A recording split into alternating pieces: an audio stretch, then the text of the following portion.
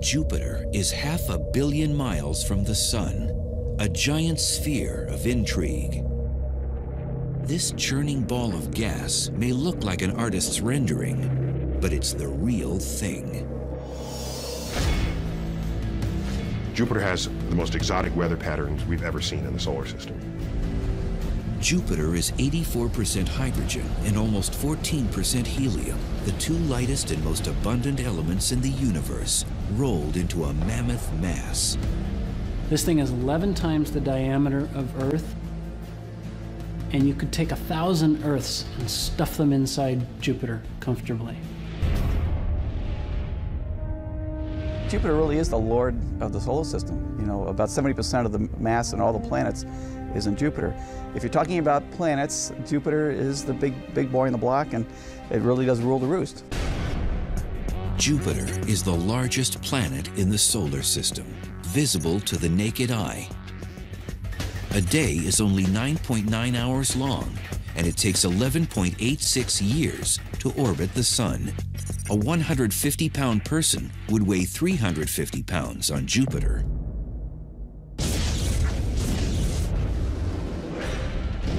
There are thunderclouds made of ammonia, sulfur, and water. Exploring Jupiter would be NASA's most daring mission to date. It's a hostile place with temperature extremes from frigid to fiery. Its electromagnetic radiation is intense.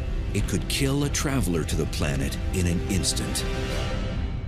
We would need heavy lead protection, and that's very difficult to lift off the ground. So we have some difficult engineering challenges to actually bring human beings to the planet Jupiter. A landing on Jupiter is not going to happen.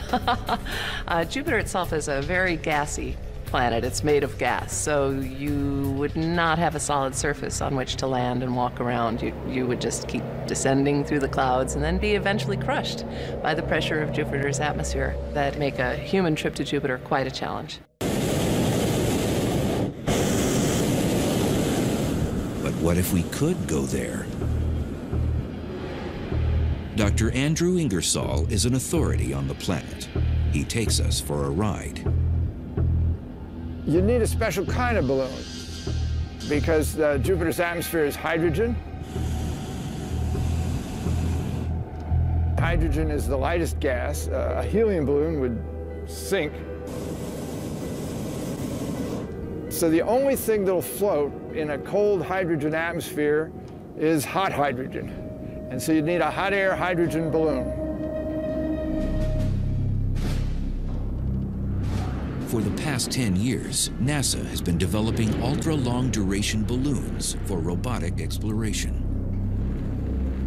And as we all know, heating hydrogen is a tricky thing.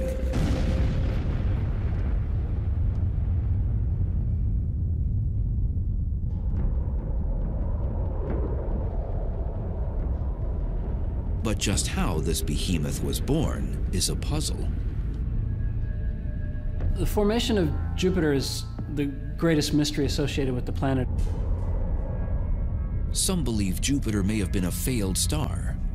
Like the Sun, it had the right ingredients, hydrogen and helium, but not enough mass to create the internal pressure and temperature necessary to have nuclear fusion. So it became a planet instead. The thought is that there was this cloud in the galaxy that had the same composition as the Sun.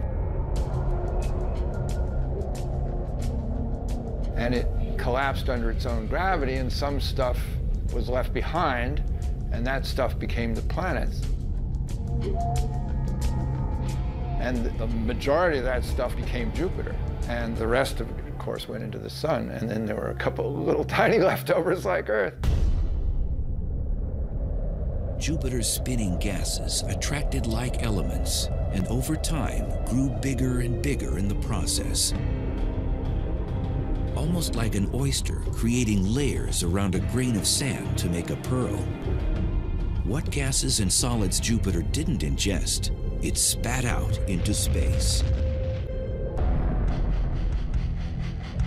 So Jupiter is like your big brother in the schoolyard, protecting you from bullies that might wreak havoc on your existence.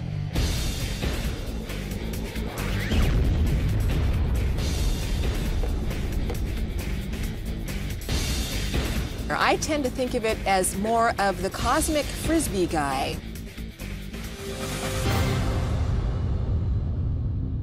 It's grabbing things out of space, and it's also tossing them back out. It ends up keeping those objects from the inner solar system where Earth and Mars and Venus are. By cleaning some of the debris up, kicking some of it out, shooting some of it into the sun, where it'd be lost forever, Jupiter cleaned out a path that the other planets could exist in some sort of peace. So dominant is this frisbee phenomenon, Earth may owe its very existence to Jupiter. It influences the courses of comets and even some meteors and asteroids, so that over the eons, the fact that Jupiter is there helps dictate what happens in the inner solar system. So really, the presence of Jupiter may be one reason why we have life on Earth and habitability and be able to have the Earth a nice environment instead of getting pummeled by so many comets. There is no greater proof of Jupiter's power play than what happened during a 7-day period in July of 1994. A comet called Shoemaker-Levy 9 barreled toward Jupiter. Once under Jupiter's influence, there was no going back. A missile was on a crash course with a ball of gas. Jupiter's gravitational pull was so great that it broke the comet into small pieces that came in one at a time. These pieces assaulted the planet at a speed of 37 miles per second. When you have a missile going at supersonic speeds, you get a shock. You can see sort of clouds of material being jetted up from beneath where it landed. One of the fireballs generated by the collision with Jupiter's atmosphere flared 1,800 miles into space.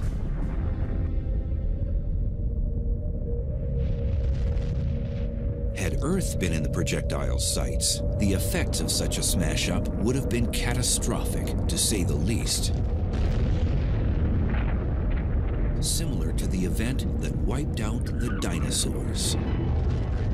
The energies that were released in those fragments hitting was larger than, on the order of 10 or 20 times more powerful than the entire world arsenal of bombs. Take Jupiter out of the picture, bring this giant comet into the inner solar system. Where would it have gone? We have no idea. Might have crashed into Earth. If that comet had crashed into Earth, things would be a lot different around here.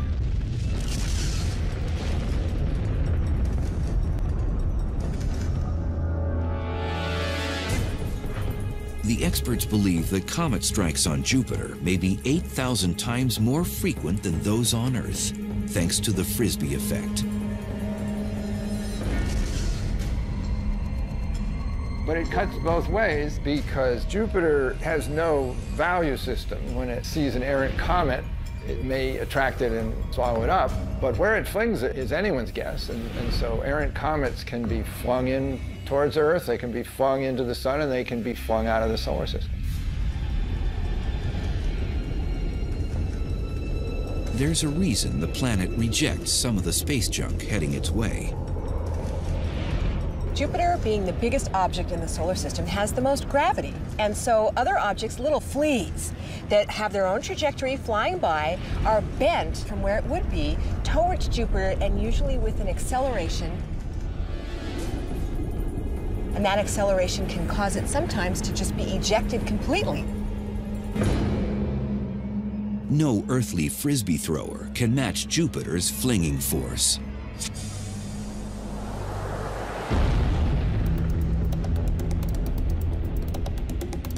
It is much faster than any bullet ever known. It rejects things at a rate of 30 miles per second.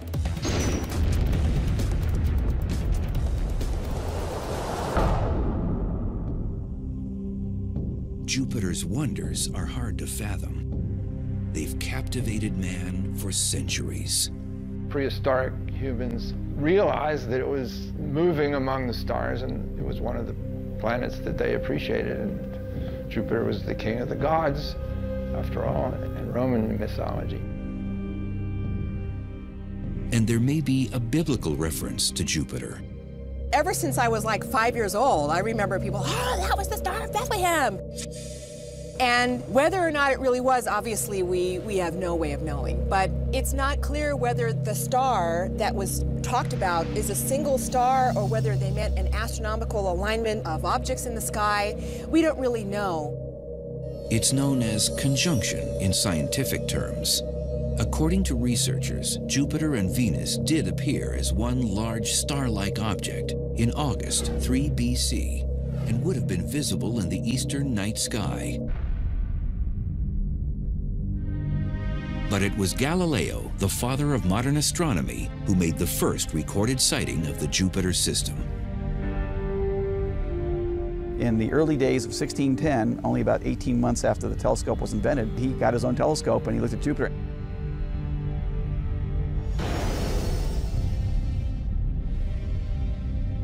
In 1665, Jupiter's most fascinating feature was discovered. Its giant red eye was actually the eye of an enormous storm, unlike any experienced on Earth. This one has raged for at least 300 years.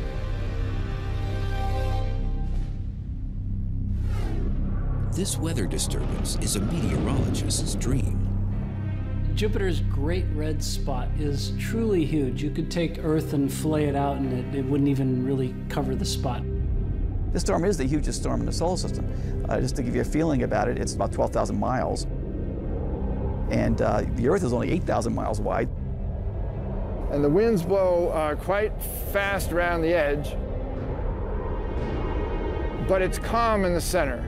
It's not like a hurricane, which has an eye and very fast, turbulent winds in the center. The red spot is rather calm. If you were in a balloon, it might be a pleasant ride, as long as you avoided the small-scale stuff like the thunderstorms and the turbulent places. Even though you'd be going very fast, it might be quite calm. Fast as in 350 miles an hour. The fastest wind ever recorded here on Earth was 231 miles an hour.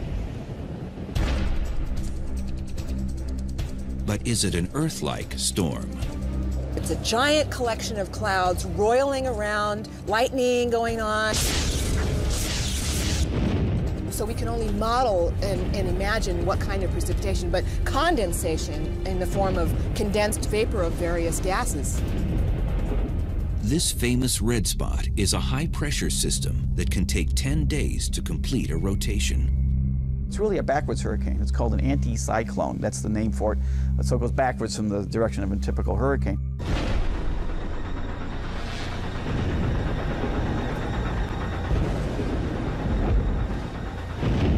That's not the only curious thing.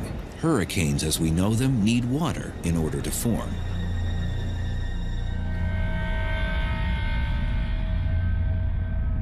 There's no water engine in the red spot.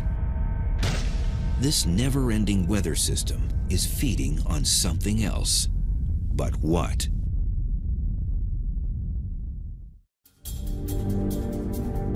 Jupiter's great red spot is something like a non-stop hurricane.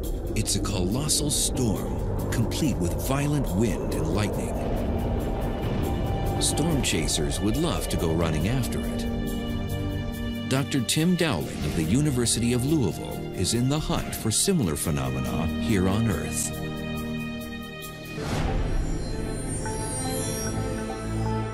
The red spot is, think of it as a huge extra lens or egg shape of mass. It's just an enormous thing. It sort of quiets down the fluid. It presses it down into the hotter interior so you don't get thunderstorms. But if you go on the edge of the red spot, especially northwest, you get some of the most horrific thunderstorms you're going to find on the Jupiter. The spot doesn't have an eye, and it isn't fueled by water. There's no ocean over which it forms. What then keeps it going and going? I've always likened it, in my own view, as like a mini volcano inside of Jupiter. Actually, an atmospheric volcano. Dr. Baines believes that warmer gases rise from heat deep within the planet. While trying to escape, they create a vortex. So for some reason, I believe there's extra energy right there. But it's just a theory. Science is left without answers to that question and others. Current theories cannot quite explain why the spot is so well formed and why it stays in one place. The plot thickened over the years as scientists learned even more. It became a deeper mystery because instead of everything just sort of smoothly going around the red spot, we saw this turbulence, and there were smaller scale structures that would come and go every day, and it was chaotic and turbulent, and yet the red spot just existed and sailed on. Jupiter's storms aren't limited to the Great Red Spot. Cloud decks 3 layers thick hover and cover the planet. If you were inside the atmosphere of Jupiter, you would hear very loud thunder. In fact, the thunder actually travels 4 times faster on Jupiter than it does on Earth. It's about 3,000 miles an hour. The rain falls twice as fast on Jupiter. The charge separation that pulls the positive charge to the top of the clouds, the negative charge to the bottom of the clouds, is twice as efficient on Jupiter for that reason alone, because the rain is falling so much faster. Towers of cumulus convection that you see on Jupiter are 3 times taller. They go up 30 miles, whereas on Earth they go up 6 or 7 miles.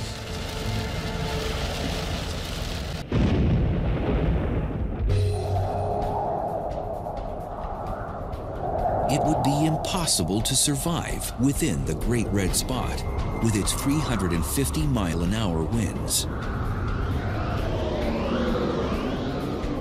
By comparison, Hurricane Wilma, which had the highest recorded winds of any earthly storm, slammed into the Yucatan Peninsula in 2005 with barely a breath. 175-mile-an-hour blasts. Our weather is simple. Jupiter's is complex. Now on Jupiter, you just basically have one storm system sort of stacked on another, with lots and lots of room. Basically, these are the storms in their natural state. These storms move relentlessly within Jupiter's other distinct feature, streams of fierce jets that continually circle the planet. Scientists are only beginning to understand what they are and where they come from. There's a massive eastward flow of material, and that means material's flowing more than 1.5 football fields per second. That's really moving. You don't want to be in that. 29 other belts and zones of varying widths extend outward from there. They are what give Jupiter its characteristic appearance. They move in alternating directions, some eastward, some westward. They're much smaller scale, the high latitude jets, than the equatorial one. As far as in comparison to Earth, these are massive, super fast, high speed winds, and yet they're just going back and forth. The planet's rotation rate has something to do with it. Jupiter generates a lot of energy because it really moves. So the very nature of the spinning causes Jupiter to not just have one jet stream, but many jet streams going in opposite directions along the planet. And so you can see these zones. So what you have is an exaggerated version of Earth's basic weather pattern. The spectacular swirls are created in surface clouds where the zones meet. It's believed that the energy ultimately powering this belt phenomenon comes from intense heat deep within. It's not unlike something we see every day. You boil a pot of water on the stove, it'll start bubbling, and bubbles come up from the bottom and try to get out, trying to circulate that water, that currents around. So it's the same thing inside Jupiter. We have gases and liquids down there that are trying to get the heat out. There are basic questions, basic pieces of physics to go after, to explain. Massive jets Shouldn't we be able to explain that? Earth has just one primary jet stream. It moves eastward, and another major flow that blows westward, the trade winds. Triple that power, and you've got the jet streams of Jupiter. Totally different from Earth. And yet, I should be careful, not totally different from Earth, just Earth on steroids. And you ask yourself, wow, if I understood what's going on Jupiter, Earth would be just a piece of cake.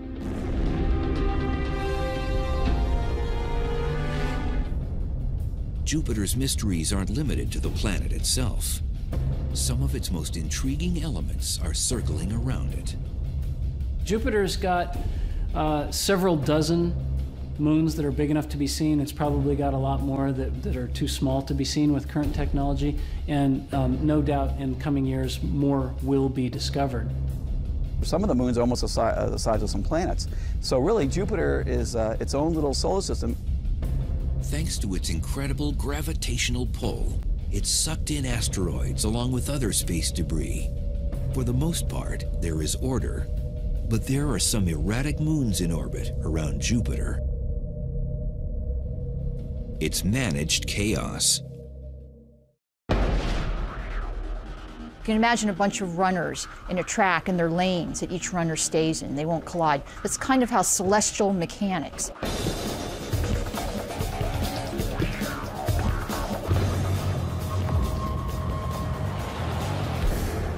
Each moon holds its own fascination. 4 of Jupiter's prominent moons were discovered by Galileo. He first observed that they revolved around the planet. They are named for Jupiter, the god's lovers.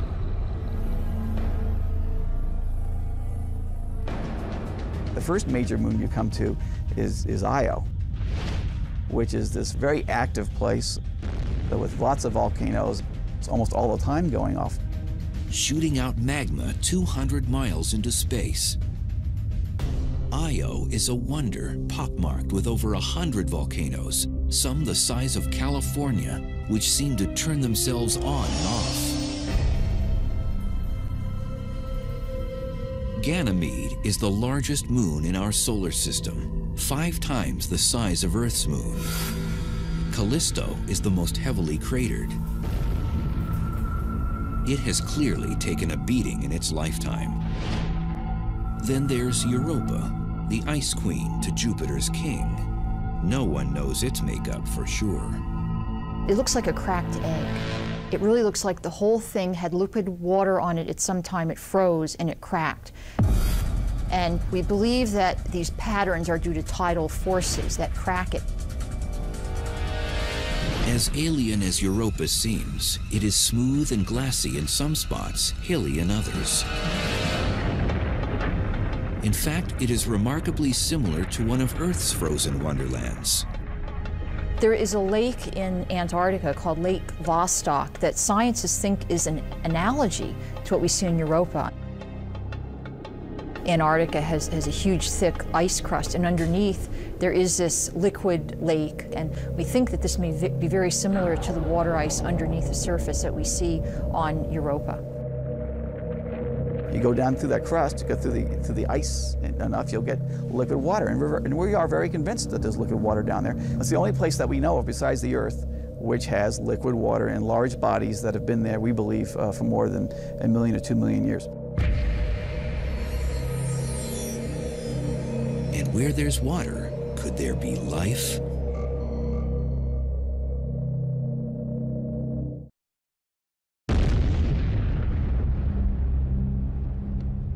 Jupiter's moon Europa is bursting with secrets. It may even have warm thermal vents deep below its frozen crust.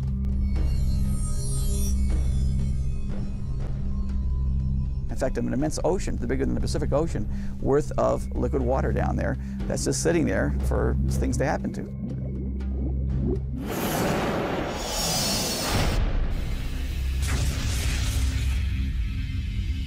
The presence of water means one thing.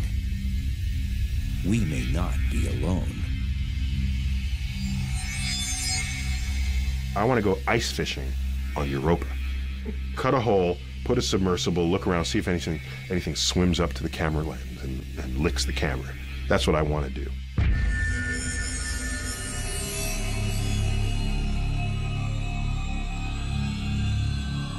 One scientist is planning just such a fishing trip.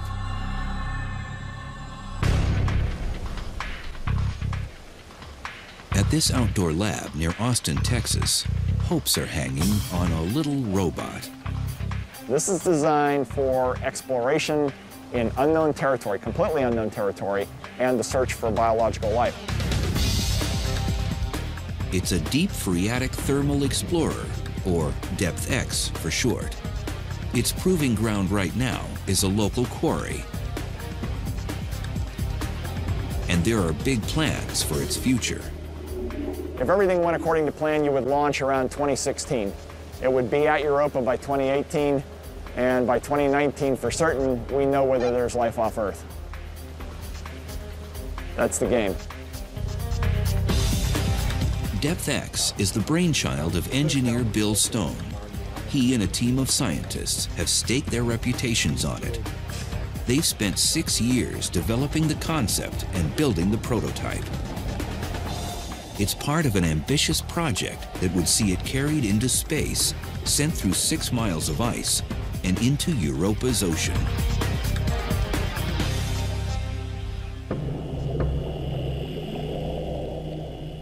To divide it down into all the various vehicles, you have a parent vehicle which takes you to orbit around the moon Europa.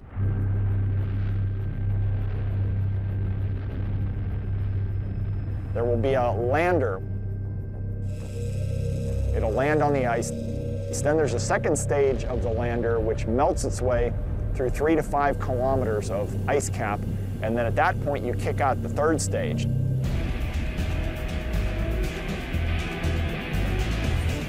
We need a fast-moving device that would be sort of torpedo-shaped, most likely nuclear-propelled, and that would drive for thousands of kilometers around the central ocean of Europa.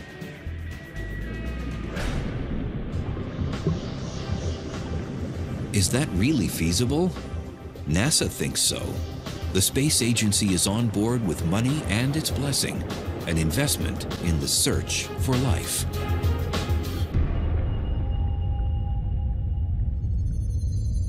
If life exists on Jupiter's moon Europa, could it walk, talk, or fly? It would be little viruses or, maybe at best bacteria. We would expect only to see primitive life forms, but they might be similar to things that we see on the Earth, but we just don't know. Scientists are encouraged by the discovery of strange and hardy life forms found in the most inhospitable places on Earth. Tube worms, for example, survive and thrive in total darkness. Extreme pressure isn't a problem.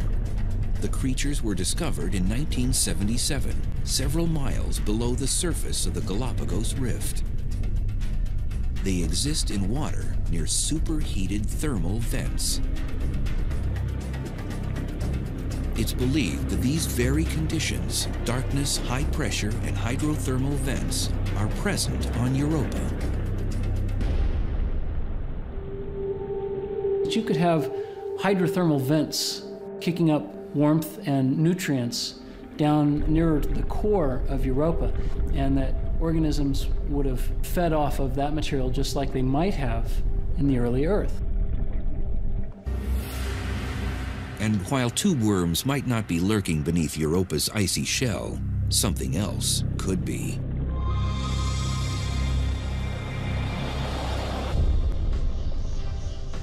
Its microbial life is the bulk of life on Earth. We expect that branches of that type of life will exist on Europa, just simply because water is the key feature. Finding it consumes scientist Bill Stone. His DepthX may answer a question that excites seekers of knowledge. Can we have the robot behavior look for signs of life and then try to collect a sample based on what it's sensing? Stone's baby is in its infancy. At the same time, it is futuristic and advanced. It's a high-tech toy like no other that might show our world what another is all about.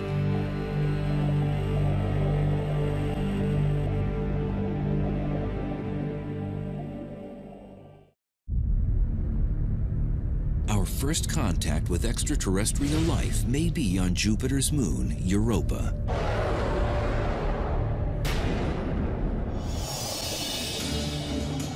The DepthX robot, or more accurately, Hydrobot, is being designed to ultimately think, move, and explore without help from man.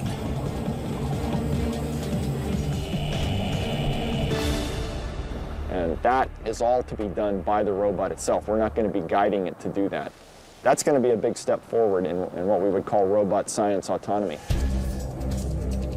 It's a real-life HAL, the star of a new space odyssey. Where it's literally hit a button and let it dive below the surface, and we won't see it again until it tells us what's down there. DepthX will be able to extract and analyze samples on its own as it navigates the ocean. This little tube you see down here will pull in water samples and store them in 1-liter bags. We have 5 of them on board. But before it does that, it actually powers through a series of micro pumps over here on the left and brings it into an onboard microscope. And that microscope will take images of what's in the water down to about 5 microns. So we can see most of the typical types of microbial life from 5 to 200 microns on screen. The robot will use that to discriminate to determine if there's life and then grab a sample.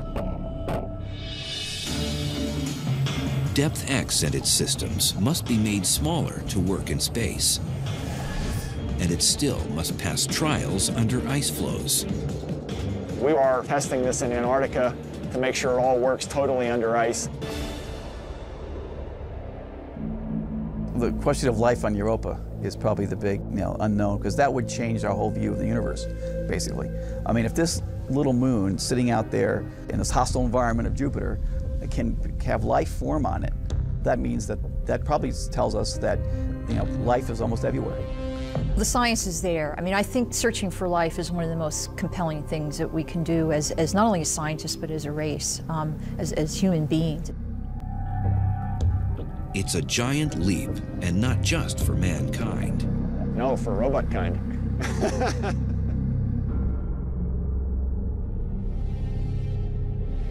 Of all Jupiter's imposing features, none is more impressive than the one you cannot see. It's bigger by far than the Great Red Spot, more dynamic than the bands of jet streams, and as lethal as any killer known to man. You have one of the most powerful radiation environments in the solar system, aside from the sun. The magnetic field of Jupiter is the largest entity, I believe, in the solar system. It is a bubble 450 million miles long, buzzing with electrically charged particles.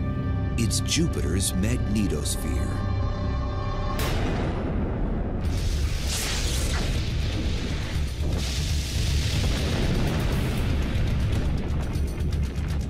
The sun's sitting here putting out the solar wind, and the solar wind is charged particles of protons and electrons.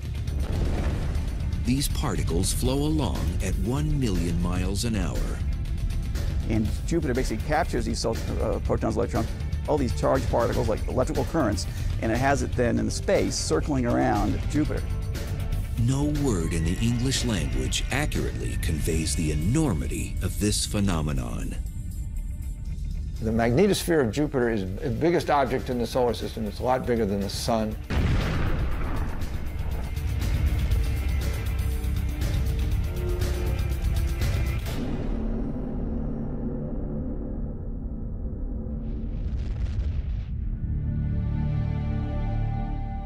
Comparisons are the best measure of this mega mighty wonder. If it were visible in the night sky, it would be many, many times bigger than the moon. It's enormous, even though it's 5 times as far away from Earth as the sun is. it still would look immense in the night sky. If visible, it would take a familiar form, a windsock. There's a rounded section facing away from the planet in one direction, with a tail flowing out the other. This windsock reaches the outer orbit of Saturn. Power plant Jupiter generates up to 10 million amps of electrical current. The biggest planet in the solar system can conduct electricity all the way through it and around it.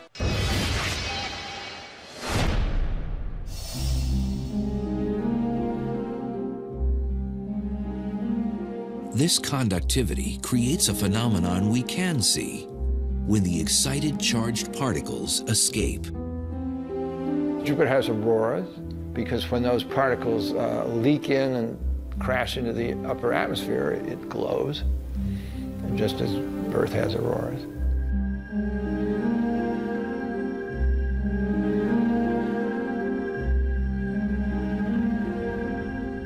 These ghostly auroras are 1,000 times more powerful than Earth's northern and southern lights. They measure up to 1,200 miles across.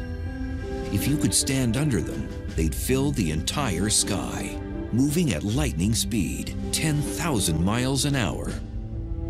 Jupiter's magnetic field is a monster, and it roars. In fact, it's speaking to us right now.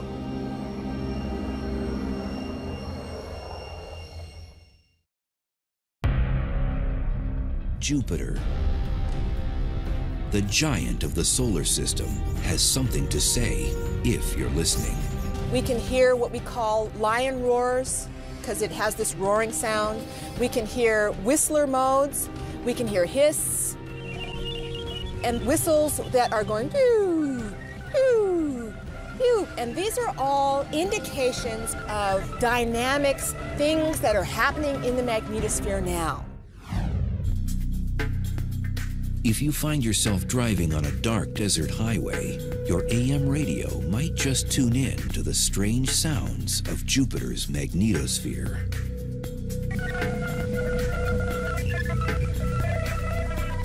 The bursts are as short as a few seconds and as long as a couple of minutes. They come and go every hour or two. Most of it sounds like static, but every once in a while you pick up something that sounds like a rising tone or a falling tone.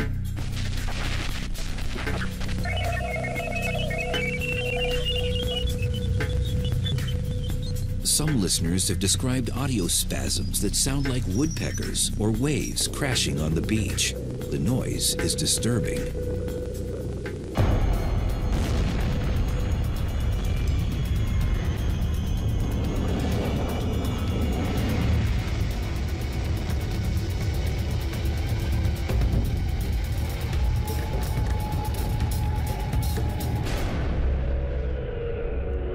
But just why the planet was talking remained a mystery until Voyager 2 passed through the outer magnetosphere in 1979.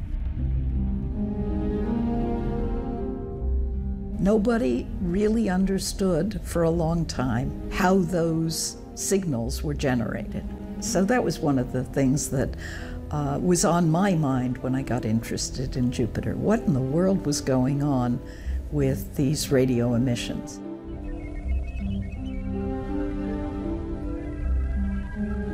It is one of the few secrets finally surrendered by Jupiter.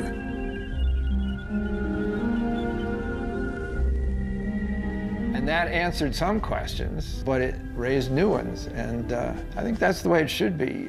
If you don't have questions, it gets kind of boring and dull. So I think that the fact that the planets don't give up their secrets easily, or the universe doesn't, that's part of the game. It's what makes it interesting.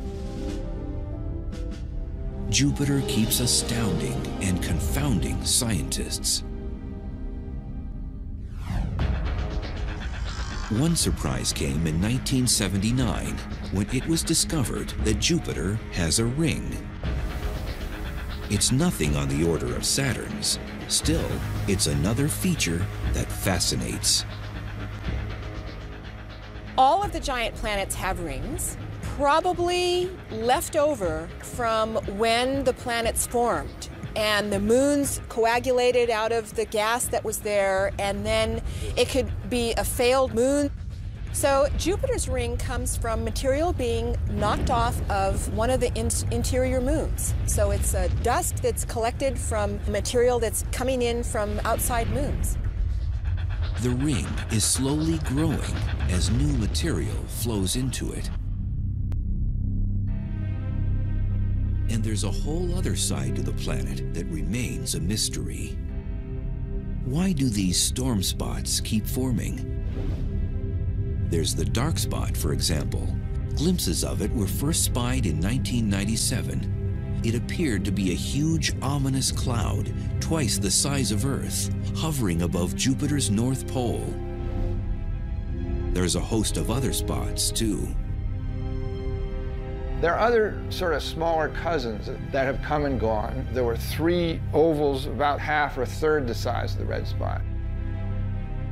And they sort of occupied the same latitude band in the southern hemisphere.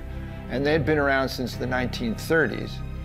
And amateur astronomers saw them form. And they were around till the late 90s. And 2 of them merged with each other. And then the remaining 2 merged, and now there's 1. And it keeps transforming. It turned red about 6 months ago, and now we're calling it the little red spot because it turned color. Now, why did it turn color is a big question. So there's chemistry going on, or some type of extra dynamics that's going on that just kicked in, and we need to start studying that.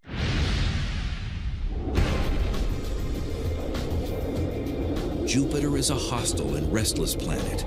Its giant gaseous body and violent storms make it one of the most alien environments in the solar system. Even though it is 500 million miles from us, we may have more in common with our cousin planet than we think. I think the lesson to learn from Jupiter here is whatever's going on in our climate and our weather patterns here on Earth, Jupiter has more of it. But Earth is not an island. And there are better examples of what's going on Earth than even Earth itself. For scientists, Jupiter is the king of many questions concerning our solar system and could possibly hold the answers.